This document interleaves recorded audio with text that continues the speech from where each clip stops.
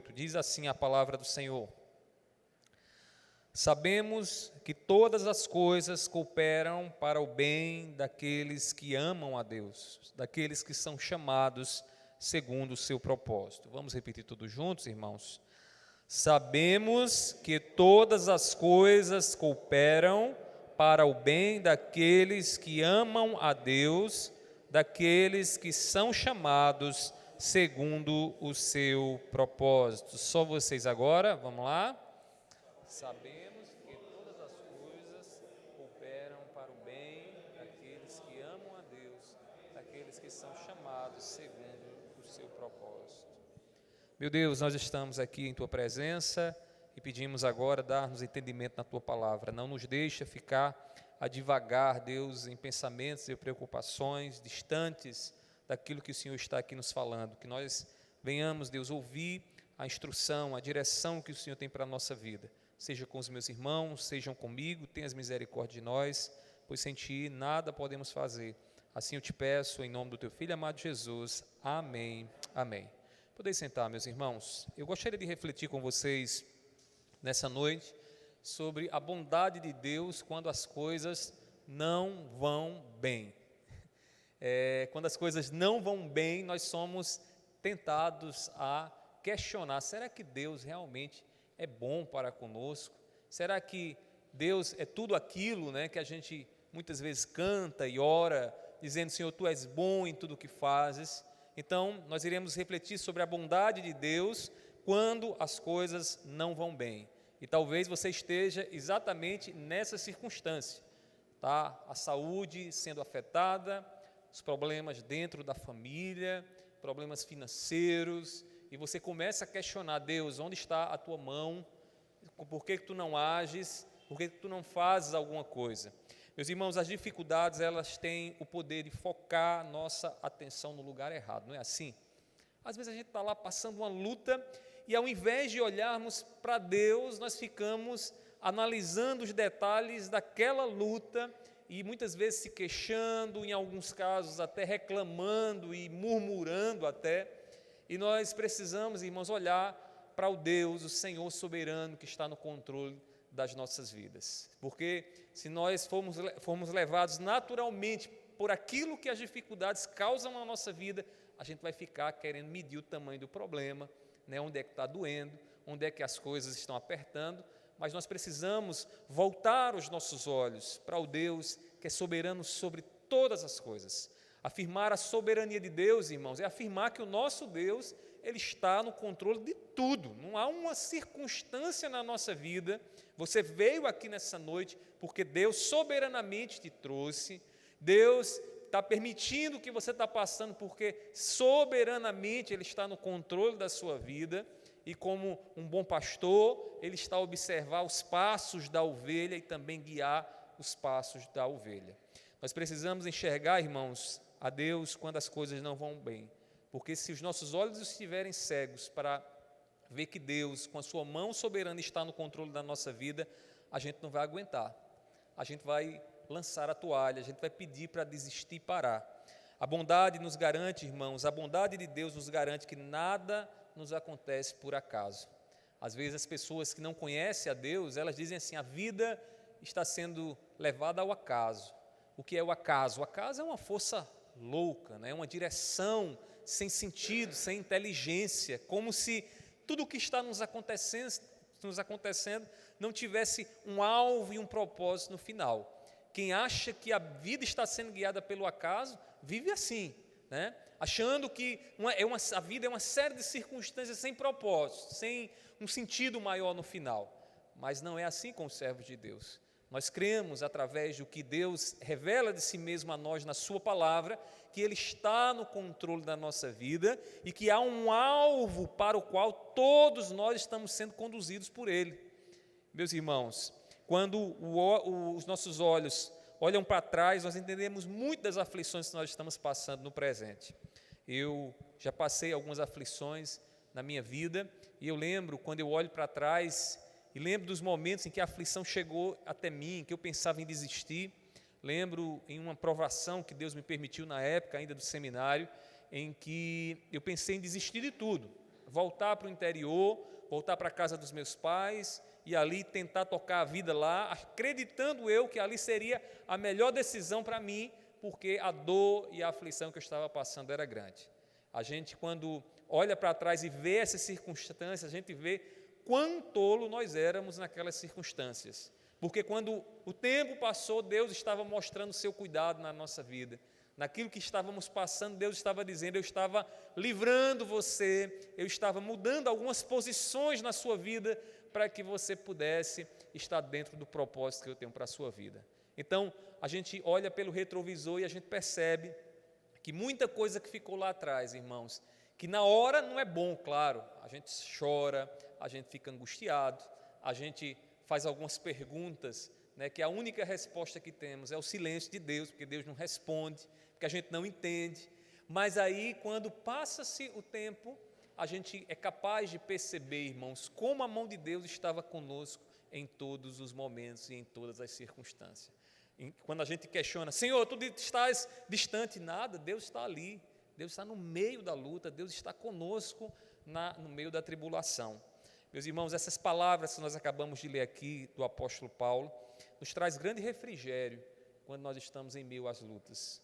Porque aqui, irmãos, essas palavras nos mostram que nenhuma circunstância na vida dos filhos de Deus, que somos nós, que cremos em Cristo Jesus, que somos filhos porque estamos unidos pela fé em Cristo Jesus, nenhuma circunstância que nos acontece está sob o comando do acaso, mas sob o comando de Deus. Paulo diz, né, tudo coopera.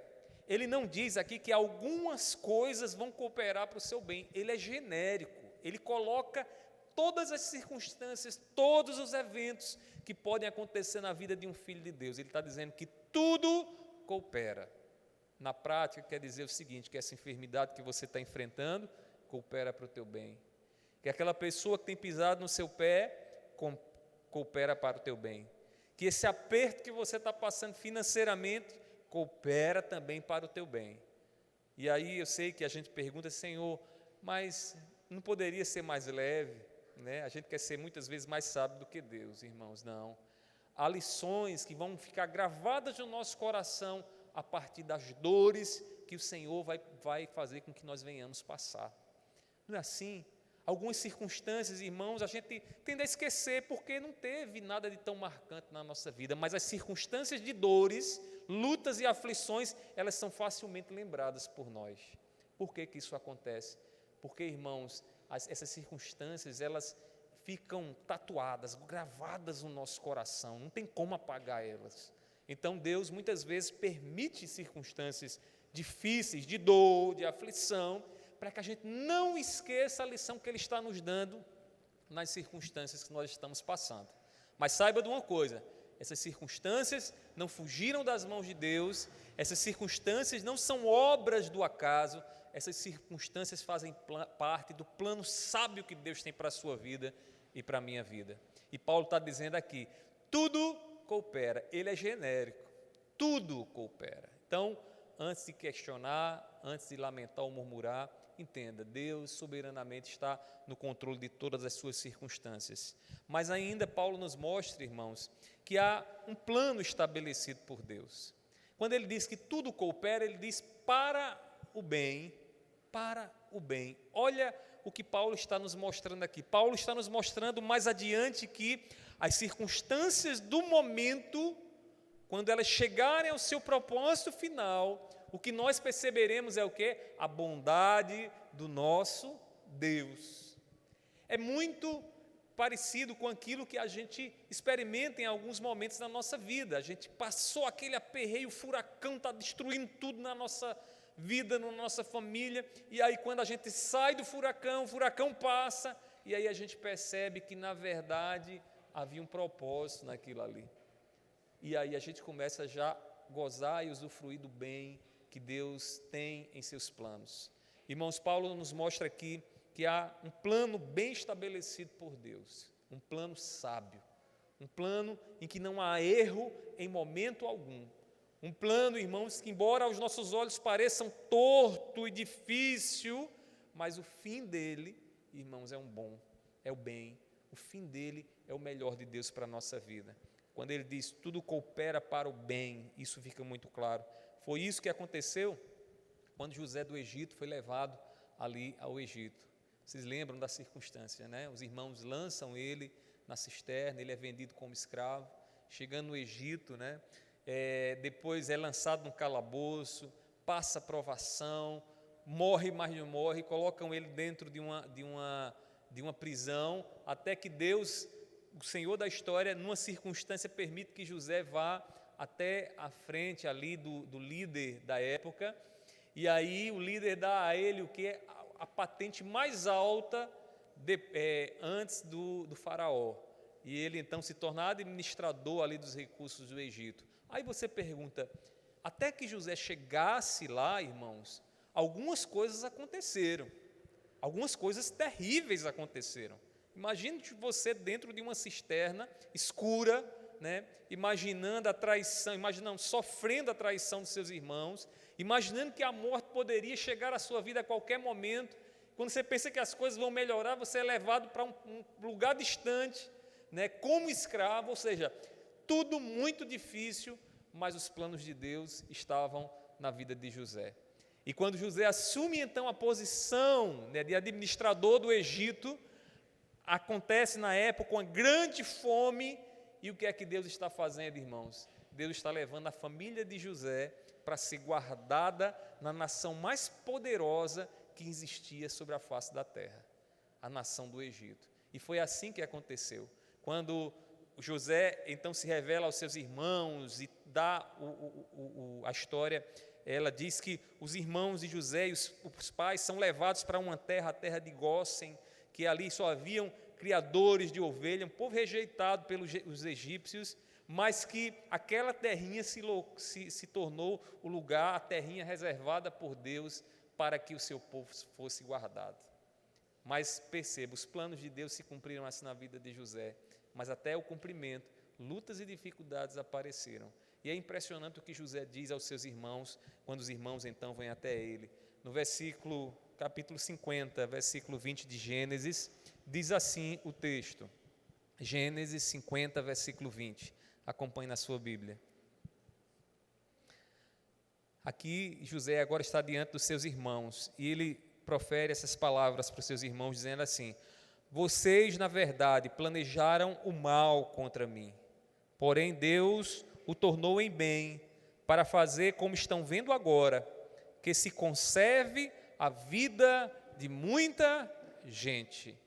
Como foi que Deus conservou a vida daquela família, irmãos? Deus conservou a vida daquela família, através do sofrimento de José, através daquilo que Deus fez, levando José para estar na posição mais alta ali no Egito. O que é que nós vemos aqui? Nós vemos o que Paulo afirmou em Romanos 8, 28. Tudo coopera para o bem daqueles que amam a Deus. Porque o fim de todo sofrimento, Deus manifesta a sua bondade para com seus filhos. Meus irmãos, nós precisamos olhar para a bondade de Deus quando as coisas não vão bem. Eu não sei para onde é que você tem olhado, não sei no que você tem confiado, mas olhe para Deus, olhe para Ele, conheça Ele, saiba quem Ele é. Irmãos, para isso, para confiar, para olhar para a bondade de Deus, são necessárias pelo menos 3 atitudes que eu queria elencar aqui para vocês nessa noite, para que a gente possa encarar essas lutas que temos passado, né, e sermos assim bem-sucedidos, né, crendo naquilo que Deus é, na bondade dEle. Primeiramente, irmãos, nós devemos conhecer a Deus. A primeira coisa, a primeira atitude a ser tomada diante das lutas é saber quem é o nosso Deus e por que devemos conhecer o nosso Deus. Irmãos, sem conhecer a Deus, nós podemos atribuir as lutas que nós temos passado a coisas erradas. A gente pode estar dando essa luta, essa angústia, esse sofrimento que temos enfrentado a um outro autor, como às vezes as pessoas fazem, né? As pessoas acham que Satanás, em algum momento, se apoderou da história deles e dão a Satanás, né, o controle, o senhorio da sua história. Meus irmãos, a Bíblia não nos mostra isso. Os filhos de Deus, eles são conscientes, nós somos conscientes de que Deus está soberanamente no controle de todas as coisas. Então, conhecendo o nosso Deus como Deus soberano, a gente sabe de uma coisa: não é o diabo que está no controle da minha vida, nem da sua vida, nem na vida da sua família. Quem está no controle da sua vida é Deus. E por que nós sabemos isso? Porque a palavra do Senhor nos mostra que Deus reina sobre todas as coisas, irmãos. Que não cai uma ave do céu sem a ordem de Deus. Que Ele sustenta o universo com o poder da sua palavra, irmãos. Deus está sustentando todas as coisas com o poder da sua palavra. E é a Ele, irmãos, que nós entregamos o controle e conscientemente temos certeza disso, de que Ele está no controle da nossa história. Irmãos, sem conhecer a Deus, nós tenderemos a confiar em outros deuses. Entenda bem isso. Não existe um vácuo no seu coração onde ninguém reina, ninguém impera, ninguém diz nada. Existe ali um lugar que ou Deus está lá, reinando sobre a sua vida, ou outro Deus, criado por você, vai estar lá no lugar. E a gente precisa colocar Deus no seu devido lugar. Quando nós conhecemos a Deus, irmãos, nós confiaremos que a mão dEle está no controle de toda a nossa vida. Que não é o dinheiro, que não é a saúde, que não são as pessoas que estão à nossa volta, que cuida da gente. A gente confia, irmãos, no Deus que cuida da nossa vida, no Deus que está no controle da nossa vida, e Ele está no controle da sua vida. Entenda isso nessa noite. Meus irmãos, em meio às lutas que nós temos passado, o conhecimento que nós precisamos é um só. E que conhecimento é esse? De Deus, de Deus. Às vezes, quando a enfermidade chega, né, a gente acha que se a gente conhecer mais da enfermidade, mais a gente vai ter controle e mais o nosso coração vai ser consolado. Já perceberam como isso é um engano? Quanto mais sabemos da enfermidade que temos, mais o coração se angustia, né? Mais aflição nos toma, porque muitas vezes é uma enfermidade que não tem jeito. A pessoa diz para você assim, o médico diz: olha, é uma hérnia de disco, né? Não tem cura, você vai ter que encarar isso aí, é só tratamento. Aí você vai buscar saber o que é a hérnia de disco, e quando você busca saber o que é a hérnia de disco, você vai perceber que não tem como resolver, e uma cirurgia pode ser muito arriscada. Então você começa a ser tomado pelo medo, pela angústia, e este conhecimento não te dá o consolo. Agora deixa eu lhe dizer uma coisa: quando o seu coração, o seu conhecimento está em Deus, aí você começa a perceber que Ele traz resistência às coisas no poder da sua palavra, que Ele ressuscita mortos, que Ele multiplica um pão e um peixinho para alimentar multidões, que Deus, irmãos, Ele domina até mesmo sobre as leis da criação, andando sobre o mar. Esse é o Deus a quem nós servimos, irmãos, e o conhecimento dEle nos prepara para a gente encarar os dias difíceis, as lutas que a gente tem que enfrentar nessa existência, que eu já adianto para você, não como um pessimista, mas como um realista. Nessa vida você vai passar por aflição, não tem para onde correr não. Se agora está tudo bem, mais à frente vão vir lutas, dificuldades, e você precisa estar preparado. E o conhecimento que eu e você precisamos para esses dias é o conhecimento de quem é o nosso Deus. Quem é o nosso Deus? Irmãos, em segundo lugar, outra atitude que precisamos ter para enfrentar os dias maus é que nós devemos confiar no caráter de Deus. Além de conhecer a Deus, pôr a nossa confiança naquilo que Ele revela de si mesmo a nós. Irmãos, o caráter de Deus, quem Deus é. E quando é que nós precisamos confiar no caráter de Deus? Nós precisamos, irmãos, confiar no caráter de Deus quando as circunstâncias parecem incompreensíveis para nós. Nós precisamos confiar de que Deus é bom. Quando Jó perdeu tudo, irmãos, perdeu tudo, e foi tudo aí, só não perdeu a vida, mas perdeu saúde, filho, bens, a esposa debandou, os irmãos, os amigos que pareciam ser amigos se levantaram para acusá-lo. Quando ele estava ali dentro de uma caverna a se coçar com cacos de telhas, tamanhas dores e podridão havia na sua pele devido à enfermidade que ele passava, irmãos. Jó questiona até mesmo por que veio a existência, né? a sua vida, o sentido da sua vida aqui. Agora tem uma coisa, irmãos, que Jó não esqueceu e que o acompanhou em todo momento da provação dele. E sabe o que foi, irmãos? Que Deus é bom, que Deus é soberano. Quando você lê os últimos capítulos do livro de Jó, o que é que ele diz? Bem, sei que tudo podes, ou seja, Deus esteve em todo momento soberanamente governando a vida de Jó naquilo que ele estava passando. Jó não perdeu essa confiança, porque se ele tivesse perdido essa confiança, irmãos, ele não teria suportado aquilo que lhe era incompreensível, porque a Bíblia diz que Jó era um homem reto e temente a Deus. Como é que um homem reto e temente a Deus passa pelo que Jó passou? Tem como compreender? Não tem como compreender. Você pode ser dizimista, você pode ser fiel, pode viver uma vida de santidade, ser um homem ou mulher de oração e a aflição chegar à sua vida, e nesses momentos incompreensíveis, o que é que você e eu precisamos fazer? Confiar no caráter de Deus, porque Deus é bom, irmãos, Deus é bom em tudo o que Ele faz. Não duvide do caráter de Deus. Meus queridos irmãos, quando a injustiça parece prevalecer, nós precisamos nos lembrar que Deus julgará todas as coisas no devido tempo. Todas as vezes que a gente se sente injustiçado, há um sentimento em nós, uma emoção que é despertada em nós, que é a emoção da ira. Nós ficamos irados.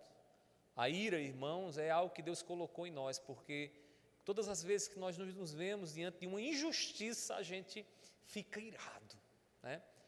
E Paulo vai dizer, não deixe o sol se pôr sobre a ira, não passe muito tempo irado, porque o resultado da ira por muito tempo no seu coração pode te levar para um caminho muito distante de Deus. A justiça não vai estar em você. Então o que é que a gente precisa fazer? A gente precisa se livrar da ira o mais rápido possível, porque na nossa ira, como diz Tiago, não opera justiça. Não tem como a gente agir com justiça. É como aquele momento que a gente tem que disciplinar os nossos filhos. O pior momento para disciplinar os nossos filhos é quando a gente está irado. Quando o nosso desejo é muitas vezes colocar naquele cinturão que está lá pendurado, né, toda correção possível, mais uma correção tomada pelas nossas emoções, tomada pela ira. Meus irmãos, esse não é o melhor momento. Eu confesso a vocês que lá em casa às vezes é difícil, eu digo a Mirelle, esperar 1 hora, 2 horas, ou até que a ira passe, é difícil, mas a gente tem que lutar com isso, porque se a gente agir na ira, a gente pode não estar agindo justamente. E eu sei que essa ira está no nosso coração todas as vezes que a gente se sente injustiçado. A injustiça nos entristece, a injustiça levanta, acende em nossos corações a ira. Mas deixa eu lhe dizer uma coisa, conhecendo o caráter de Deus, e diante disso que você está passando, essa ira que foi despertada no seu coração, saiba de uma coisa, Deus julgará justamente tudo o que você está passando. Em outras palavras, haverá um dia em que todos comparecerão perante o tribunal de Cristo Jesus, e naquele dia, meu amigo, não tem como ninguém esconder nada. Naquele dia não terão ministros ali, né, humanos, para julgar, só haverá um Rei dos Reis, o Senhor dos Senhores, que julgará céu e terra. E naquele dia, irmãos, o juízo dele, ele vai manifestar todas as coisas e julgar tudo retamente. Então, conhecendo o caráter de Deus e todo esse sofrimento que esses dias difíceis têm trazido na nossa vida, nós precisamos, irmãos, descansar. Nós precisamos descansar. Confie naquilo que a Bíblia revela do seu Deus. Confie nisso. Confie no que a palavra do Senhor nos diz. Irmãos, Deus é bom em tudo o que faz. O tempo há de mostrar que tudo em nossas vidas estava sempre cooperando para o nosso bem, inclusive as injustiças sofridas aqui na terra. E se você acha que não é assim, olhe para a cruz, porque a cruz é uma grande lição de Deus nesse sentido, porque estava ali o Senhor Santo, a ovelha imaculada, sendo crucificada, sem ter pecado, sem ter feito nada de errado. Mas aqueles que o crucificaram, irmãos, um dia também estarão perante o juízo de Deus. Aqueles que se levantam contra a igreja do Senhor, contra o povo de Deus, né, com injustiça, com tramóias, irmãos, todos eles um dia estarão diante do tribunal de Deus. E nós podemos afirmar isso, sabe por quê? Porque nós conhecemos o caráter do nosso Deus. E Ele não é homem para que minta. Ele não é homem para falhar. Todos que estarão diante do tribunal dele, Ele julgará retamente. Então, meus queridos irmãos, diante dos dias maus, nós precisamos confiar no caráter do nosso Deus. Primeiro, conhecer. Segundo, confiar. Mas há ainda uma terceira atitude que nós não podemos deixar de observá-la nessa noite para a gente encarar os dias difíceis, os dias de aflição, os dias em que as coisas não estão bem. Nós devemos, irmãos, aguardar o cumprimento dos planos de Deus. Nós precisamos aguardar pacientemente o cumprimento, o momento em que Deus vai bater o martelo e dizer: está consumado, completei tudo o que eu tinha para completar na tua vida. E quando isso acontecer aqui nessa existência, saiba de uma coisa: você verá que tudo sempre cooperou para o teu bem, sempre cooperou para o teu bem. Meus queridos irmãos, por que devemos ter essa paciência de esperar o cumprimento dos planos de Deus? Primeiramente, irmãos, quem julga uma luta antes do fim pode tirar conclusões equivocadas. Às vezes é assim no esporte, né? Às vezes o time está lá ganhando, aí começa a se encher, acha que é bom demais e tal, e ninguém derruba ele, de repente há uma reviravolta, né? E quem vê pelo menos ali uma parte do jogo pode dizer: esse time já ganhou, está ganho, mas o jogo não terminou ainda. E quantas vezes a gente não vê situações como essas, né? O time está lá, acha que ganhou, e o jogo não terminou ainda. E de repente, na prorrogação, o outro time vira o jogo. E aí você diz: não pode, como é que pode uma coisa dessa? Nós não podemos tirar conclusões precipitadas, meus irmãos, porque o jogo ainda não acabou. O jogo ainda não acabou na sua vida. Não tire conclusões equivocadas. Não seja precipitado, tenha paciência, aguarde o cumprimento dos planos de Deus na sua vida. Aguarde, porque quando chegar lá e Deus disser: está consumado, você vai olhar pelo retrovisor e vai dizer: meu Senhor, quanta sabedoria, porque tu estavas fazendo o melhor, tu estava fazendo com que tudo cooperasse para o meu bem. Meus queridos irmãos, no fim nós seremos capazes de perceber os contrastes entre o bem e o mal. Alguém já falando sobre a beleza da vida, a beleza, uma das evidências do belo é o jogo de contraste entre cores, entre situações que estão ali se contrastando, e ali, naquele contraste, salta aos olhos, salta aos ouvidos a beleza. É como aquele trabalho de tapeceiro, né? Com aquelas muitas linhas ali de tapeçaria sendo envolvidas e um emaranhado de voltas e idas e vindas, onde você não entende nada, até o momento em que o tapeceiro diz: o tapete está terminado, olha agora. E aí você percebe que todas aquelas linhas, na verdade, estavam ali sendo contrastadas, colocadas com um propósito maior, de revelar a beleza da mente do artista. Assim, irmãos, é Deus em relação à nossa vida. Não nos precipitemos, irmãos, a tirar conclusões na luta que nós temos passado. Não tire isso, porque você não morreu ainda, nem Jesus voltou, nem os planos se encerraram na sua vida. Então, não fique tirando conclusões precipitadas. Aguarde o Senhor, conheça Deus, saiba quem é o Deus a quem você serve.